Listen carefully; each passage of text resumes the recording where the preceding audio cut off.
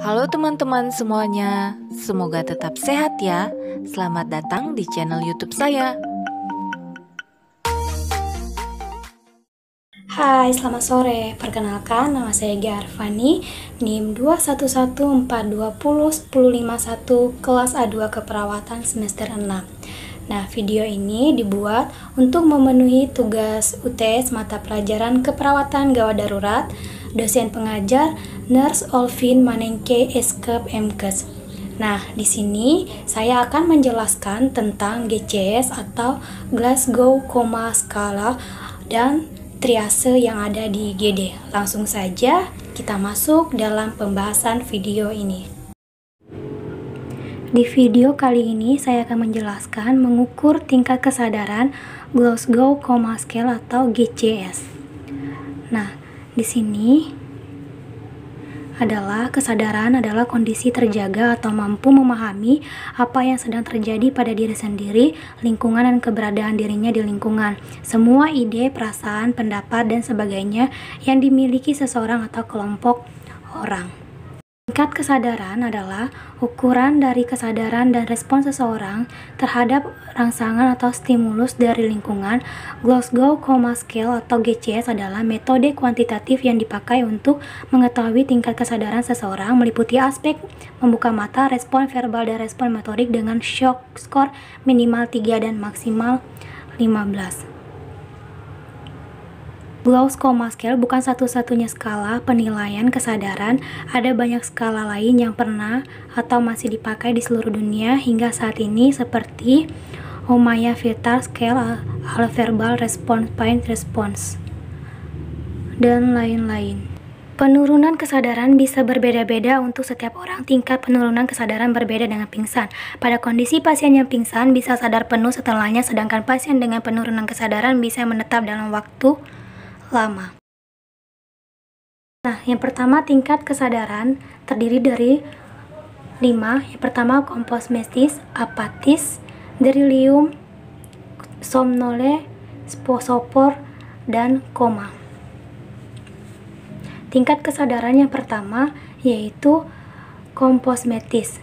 Komposmetis adalah yaitu kesadaran normal, sadar sepenuhnya, dapat menjawab semua pertanyaan tentang keadaan sekeliling. Kedua, apatis. Keadaan kesadaran yang segan untuk berhubungan dengan sekitarnya, sikap pasien acuh tak acuh, dan kontak mata yang kurang fokus. Dan yang ketiga itu ada delirium. Penurunan kesadaran pasien menjadi gelisah, disorientasi, atau orang 4 waktu, memberontak, berteriak-teriak, berhalusinasi, kadang berhayal, terjadi kekacauan motorik dan gangguan.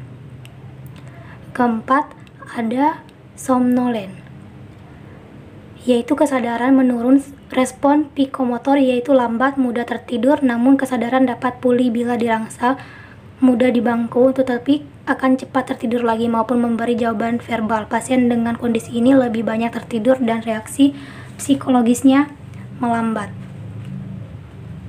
Dan yang keempat yaitu sopor, yaitu keadaan mengantuk yang dalam seperti tertidur lelap. Pasien masih bisa bangun bila diberikan respon nyeri yang kuat, namun tidak memberikan respon verbal yang baik atau lemah.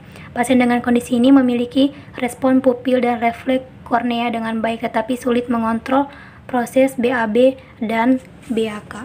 Dan yang kelima itu ada koma, yaitu kondisi ketika pasien tidak bisa dibangunkan, penurunan kesadaran yang dalam, tidak ada respon terhadap rangsangan apapun, tidak ada respon kornea maupun refleks muntah, mungkin juga tidak ada respon pupil terhadap cahaya. Nah, penyebab perusakan kesadaran: kekurangan oksigen akibat penurunan aliran darah ke otak. Terus tekanan berlebihan dari rongga kepala akibat berbenturan di kepala atau pecah pembuluh darah otak yang menekan jaringan otak, dan terjadi peningkatan tekanan intrakarnial karena perdarahan, stroke, tumor otak, infeksi, encephalitis atau epilepsis. Terus kondisi penyakit tertentu seperti pasien dengan diabetes mellitus yang mengalami koma ketoasidosis, keadaan hipo atau hipertemia, dehidrasi, asidosis, alkalosis, pengaruh obat-obatan, alkohol atau keracunan, atau hipertermia. Cara menilai tingkat kesadaran, yang pertama itu periksa anamnesa, faktor-faktor yang mungkin mengganggu komunikasi dan cedera lainnya. Terus amati respon membuka mata, isi pembicaraan atau kata-kata pasien, dan gerakan motorik sisi kanan dan kiri. Ketiga, stimulus, suara, instruksi, suara atau suara lantang, fisik, tekanan di ujung jari trapezius atau supraorbital. Terus beri nilai. Berikan nilai sesuai respon tertinggi. Glasgow Coma Scale adalah metode penilaian tingkat kesadaran yang dibuat pada tahun 1974 oleh dokter spesialis bedah saraf asal Inggris Graham Teasdale dan Brian Jennett. Meski skala ini dapat digunakan untuk menentukan tingkat kesadaran seseorang, penilaian ini tidak bisa dipakai untuk mendiagnosis penyebab seseorang mengalami penurunan kesadaran atau koma. Ada indikasi pengukuran BCS. Yang pertama, ACE atau mata, verbal atau motorik. Respon mata.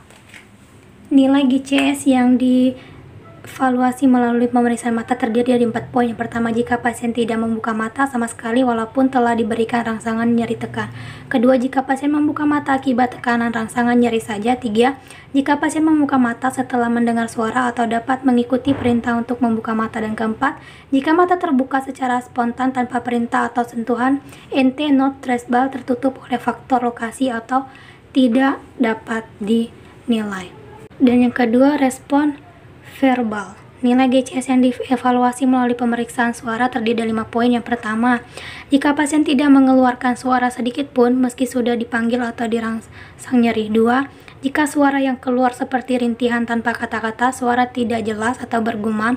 3, jika pasien dapat berkomunikasi tapi tidak jelas atau hanya mengeluarkan kata-kata tapi bukan kalimat yang jelas. 4, jika pasien dapat menjawab pertanyaan dari tim medis tapi pasien seperti kebingungan atau percakapan tidak lancar. 5, jika pasien dapat menjawab pertanyaan yang diajukan dengan benar dan sadar penuh terhadap orientasi, lokasi, lawan bicara, tanpa dan waktu.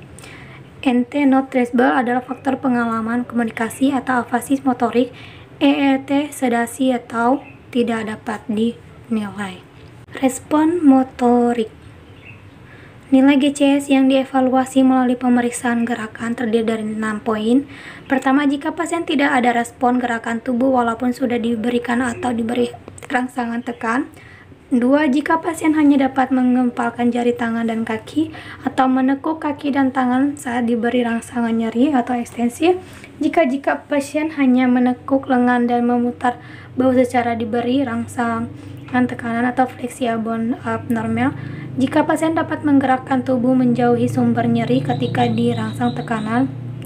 Jika pasien dapat mengangkat tangan di atas clavicula pada rangsangan tekanan pada supraorbital dan trapezius maxillaris. Dan 6, jika pasien dapat melakukan gerakan ketika diberikan 2 perintah yang berbeda. NT not traceable.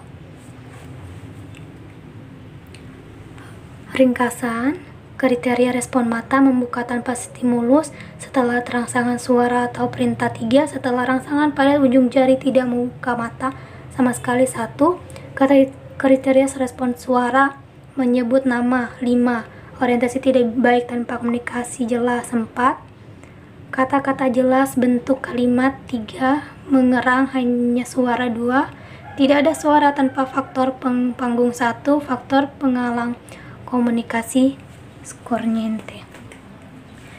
3, kriteria respon gerakan memenuhi 2 perintah berbeda. 6, mengangkat tangan di atas clavicula. 5, pada rangsangan kepala dan leher.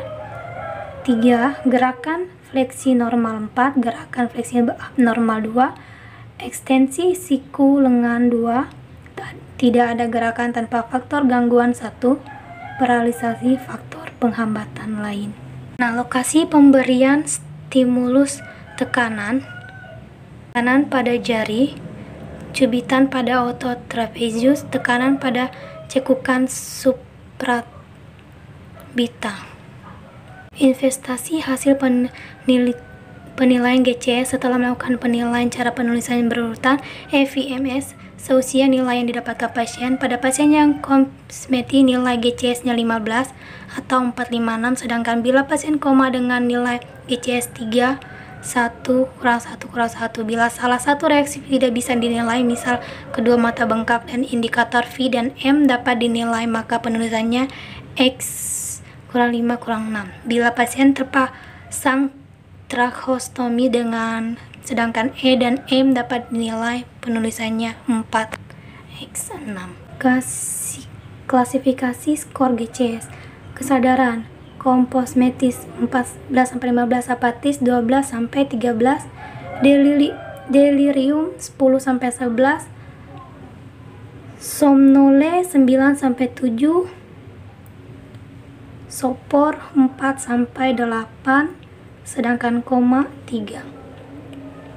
Skala GCS didapat dari menjumlahkan setiap poin yang diperoleh dari ketiga indikator pemeriksaan.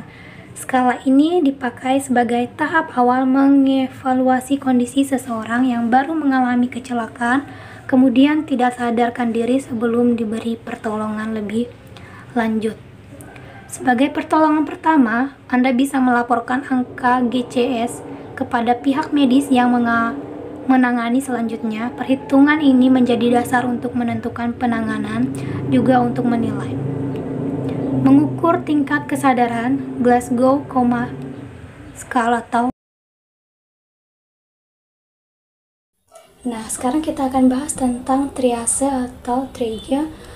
Adalah merupakan suatu sistem yang digunakan dalam mengidentifikasi korban dengan cedera yang mengancam jiwa untuk kemudian diberikan prioritas untuk dirawat atau dievakuasi ke fasilitas kesehatan.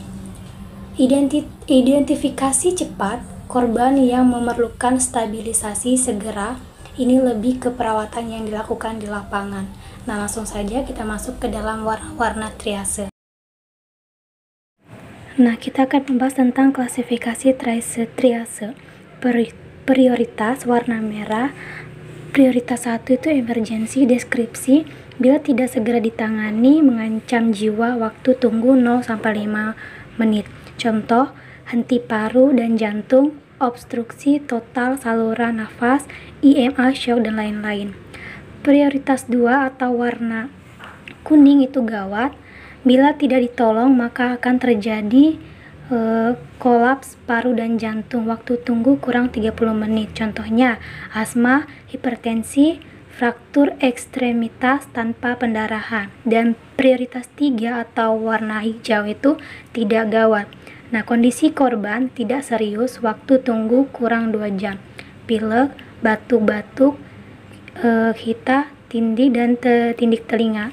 Dan prioritas 0 itu yang warna hitam adalah meninggal. Deskripsinya tidak dapat diselamatkan, tidak ada napas. Contohnya korban yang telah meninggal dunia.